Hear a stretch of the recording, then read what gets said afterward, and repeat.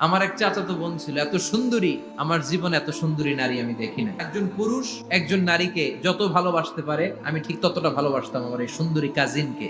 কিন্তু আমার মনের কথা আমার চাচাতো বোনরা আমি বোঝাতে পারি নাই।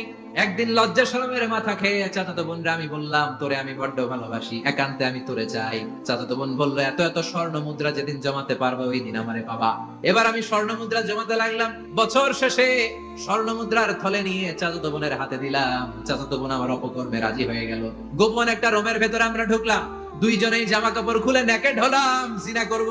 পাপ কাজ যখন আমরা শুরু করব, ইন দা মিন টাইম আমার চাচাতো বোন আমার ডেকে বলে, ও আমার চাচাতো ভাই, ইত্তাকিল্লাহ, আল্লাহরে ভয় কর, আমার সতীত্ব নষ্ট করে দিস না। আল্লাহ ওই মুহূর্ত থেকে ফিরে আসা কোনো পুরুষের পক্ষে সম্ভব ছিল না। চিৎকার মেরে জামা পেড়ে ওই ঘর থেকে বের হয়ে গেলাম। আল্লাহ রে, ওই দিনের আমলটা যদি তোমার দরবারে কবুল হয়ে থাকে, আজকের বিপদের দিনে তুমি আমাদের বাঁচাও। আমার এক চাচাতো বোন ছিল, এত সুন্দর